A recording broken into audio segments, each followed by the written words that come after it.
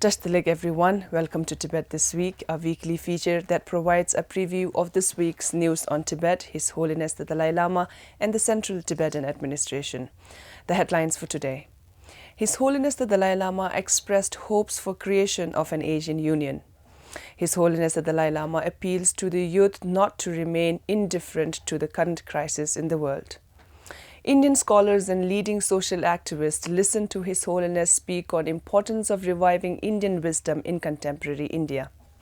Sikyong arrives in Japan for 2-week official engagement.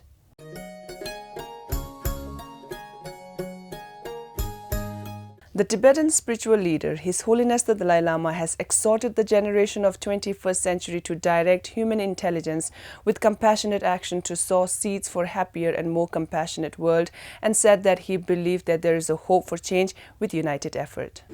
While addressing over 2,000 students at Jesus and Mary College, a leading women's educational institution in New Delhi this Tuesday, His Holiness stressed on the importance of the younger generation to come forward and take united responsibility in creating a more peaceful world and a century of dialogue through trust, friendship and mutual respect.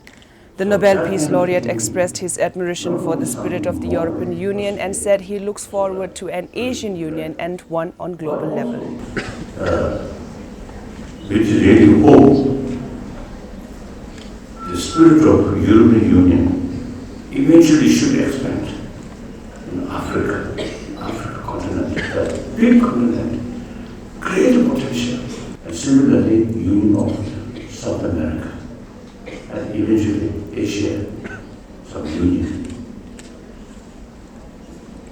One of my dreams is eventually China, India, Japan, and the rest of the Asian countries create some kind of union. On Monday this week, in his address to over thousands of school students, His Holiness the Dalai Lama made a stirring appeal to the young people to not remain indifferent to the current crisis in the world and take individual responsibility in promoting a happier and more compassionate humanity. And Syria and some different countries now, as Yemen also, due to violence, young children dying. Same human being, same right. We cannot remain indifferent. So we have to do something. Try to create happier humanity. Now in that respect, youth, people whose age below 20 years, 20, 15, even I think below 30, you are, I usually describe, you are the generation of 21st century. Generation of 21st century have to solve this problem. Use intelligence more realistic way and determination, willpower from warm-heartedness. All these problems, our intelligence should be look long-term interest, wider perspective. Then violence is totally wrong. Whether national level or international level, I think using force is outdated. We must have vision. Ultimately, this world should be disarmed world.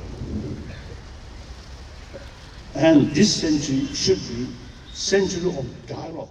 The 81-year-old global icon of peace said that human intelligence, combined with its basic nature of compassion and warm-heartedness, is the key to creating a genuine peace and happiness, and the best and the only way to cultivate warm-heartedness in the hearts of young people is through education.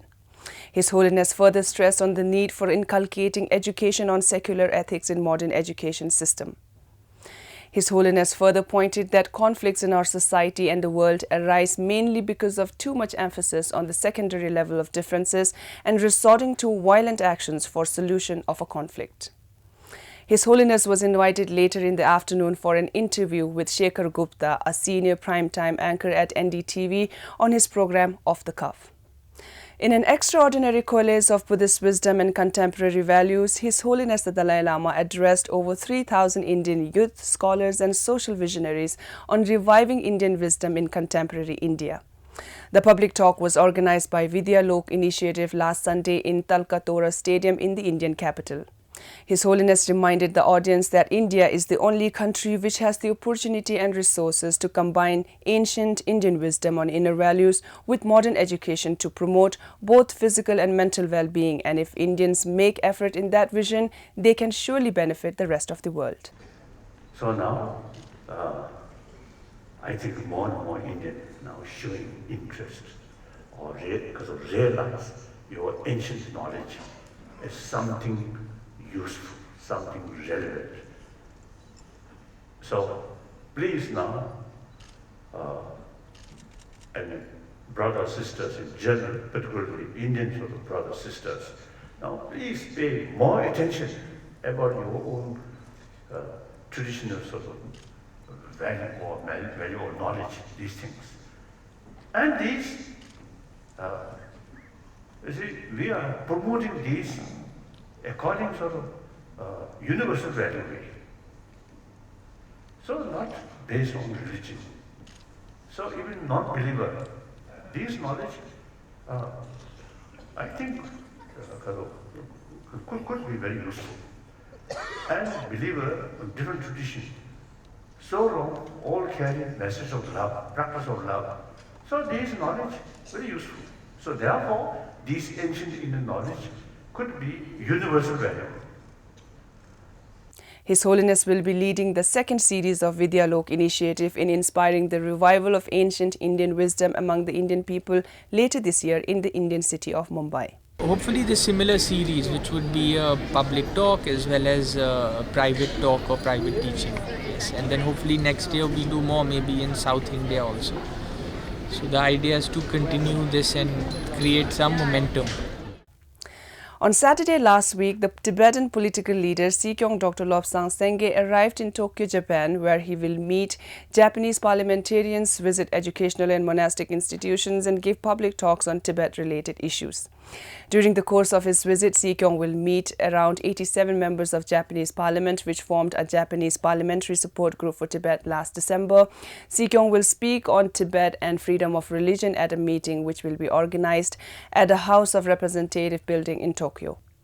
Sikyong will give a series of public talks on the current situation on Tibet, the way forward to resolve the Tibet issue, why Tibet matters for Asia and the world, and leadership and resilience. This is Sikyong Dr. Lobsang Sengye's third official visit to Japan. His previous visits to Japan were in the year 2012 and 2016. That's all for today. We'll be back with more news next Friday. Thank you for watching.